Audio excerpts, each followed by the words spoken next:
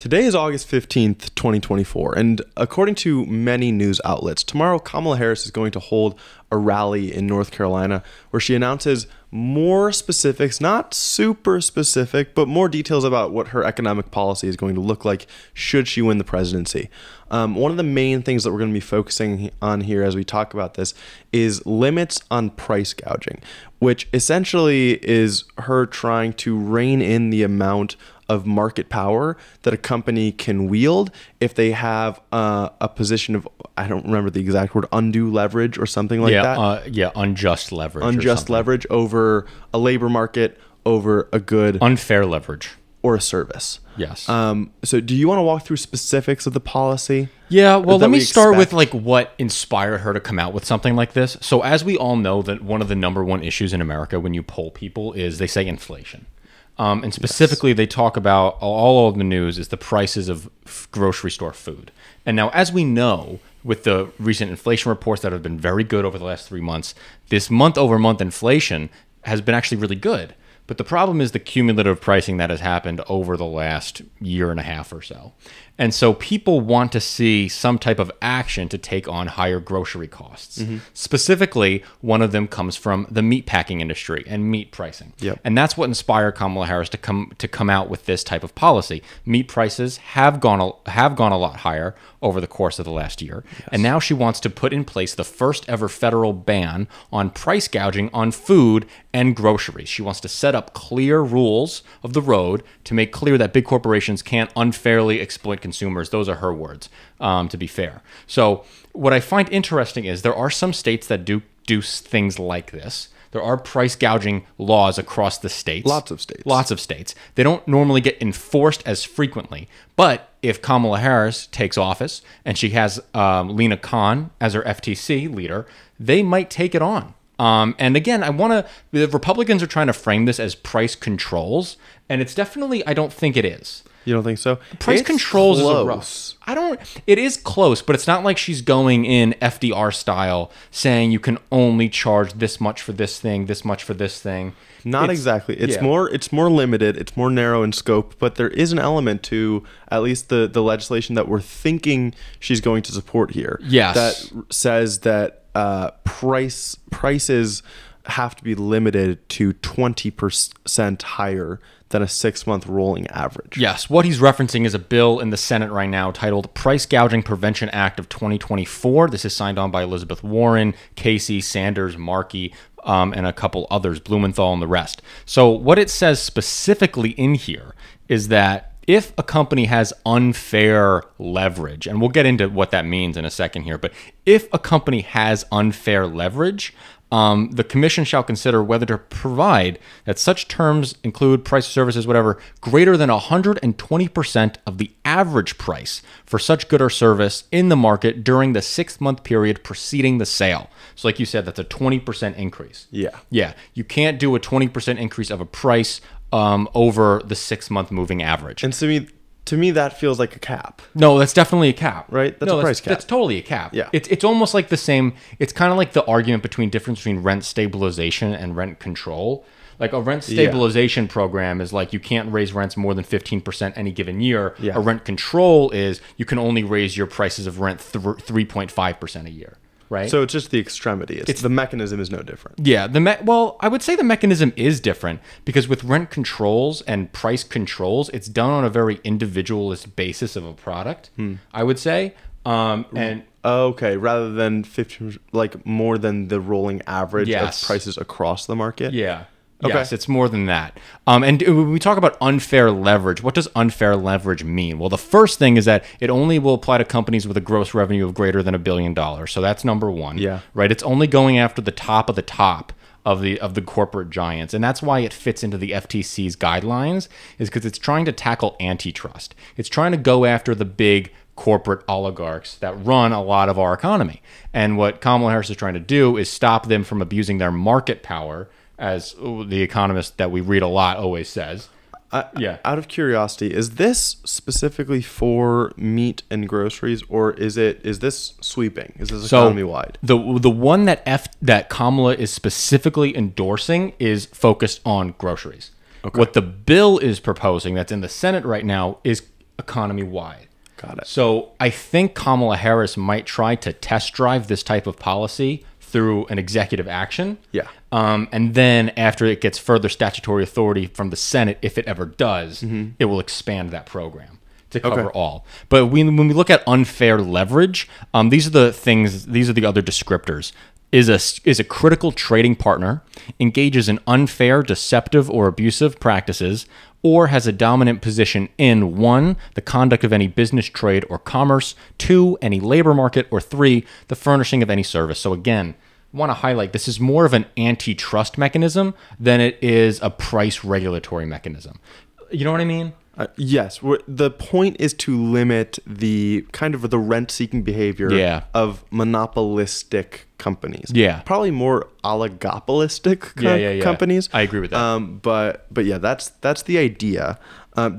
So meat of the question, is it good policy? Is it good policy? That I think is a good question. I think it has, before I answer that question, I want to focus in on one more carve out that I think is good. If the person can obviously say, oh no, this price regulation shouldn't comply to me. I'm not actually doing an unfair thing. Okay. And they can do that if they can prove 1 or 2 things. And this is, I think, very important. Not within the control of the person. If they can prove that their company had to raise prices out of their control, okay, well, this is the next part. Incurred by the person in procuring, acquiring, distributing, or providing the good or service. So if their costs go up, they can never be punished for their costs going up. Yeah. So this is really going after an oligopolist, okay, whose costs of doing business stay the same, but the demand side of the curve goes up. Has enabled them to raise prices. Yes. Well, here's my question then. First of all, what are the differences between those two line items? Not within the control of the person. I don't honestly know. What is that besides that supply chain issues are leading are raising the costs? Maybe that was included to be some subjective phrase that if they forgot something, yeah, we can still right. Yeah. Well, if they forgot something in this list, they wanted to kind of give more leeway to the lawyers. Yeah. Right? Yeah, that makes sense. Yeah, which I think makes sense, and I think it's the right approach. I hate when legislation is too cut and dry, it makes it impossible to really govern or apply anything. Okay. Yeah, I mean, do I think it's good policy? I think Kamala Harris's focus on grocery pricing is bad policy. Okay. I looked up the profit margins of different industries, right? And when you look at the total market, the average profit margin for a company is 8.5%. Okay. That's very low. When we look at all industries except financial, it's 7.6%. Okay. Okay. And then when we only look at grocery industries, it's 1.2%. Wow. And so her coming out saying she wants to regulate grocery pricing through this method. Yeah. Great. It's not where the problem is, though. No. The problem is in a bunch of other stuff that we consume every day. Yeah. The problem is in pharmaceuticals, but she is tackling that, and that's a whole other topic, and we'll talk about that in another segment this week. Yeah. But it seems to me it's a little bit of a pander to go after grocery price gouging when their profit margins are literally 1.2%.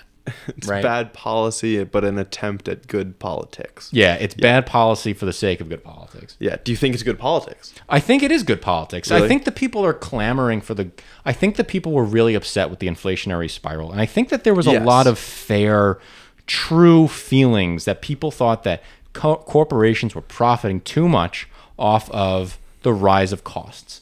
And I think that was in the case of a lot of the data that we saw.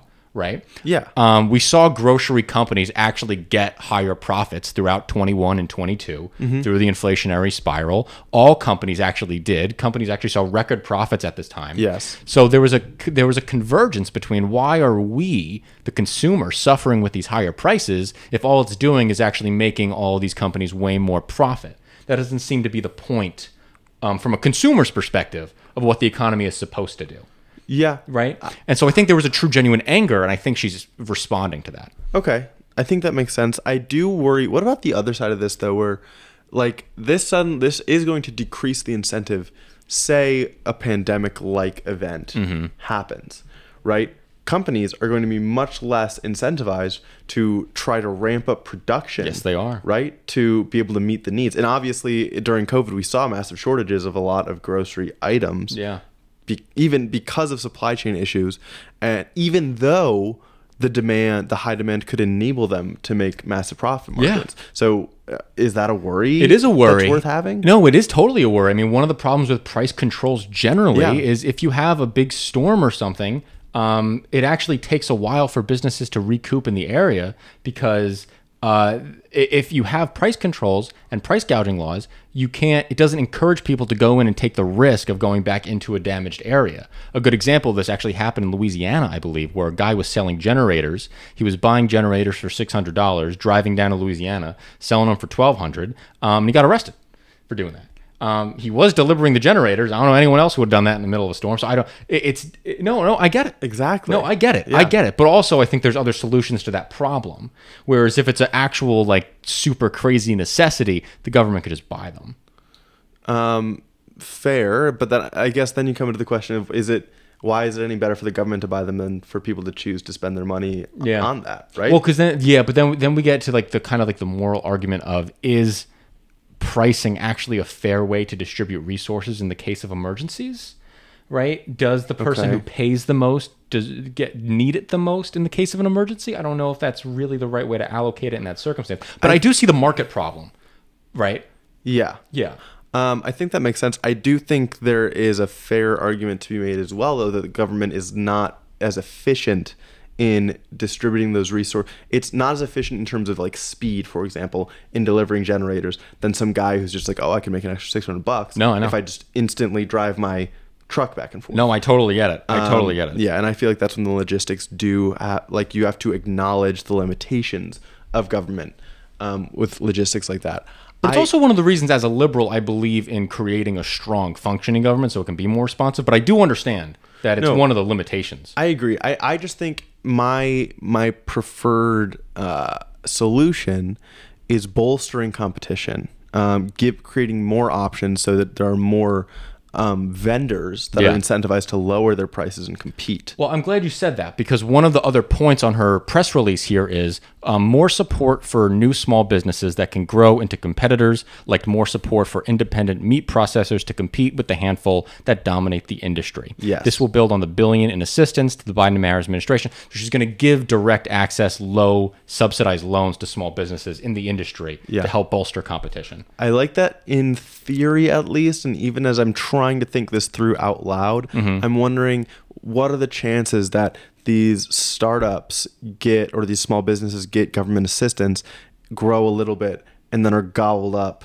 by one of the big guys? Yeah, they would need higher protection, right? Which is also, it's one of the problems. I mean, this is one of the problems. Not gobbled up like they go out of business, like they sell. They're subsidized, like they're bought. Yeah, like they're bought by them, and that's one of the problems with capitalism in general. Yeah, is it tends towards monopoly. Yes. And it's one of the actions of government that always has to fight against it. And I think this is a good way of doing that. Okay. I don't think it's too intrusive. I think if like they said, like you can only increase prices this month per month, this much, putting like a general cap of like 20% increase on any given month away from the moving average, I think is it's not crazy.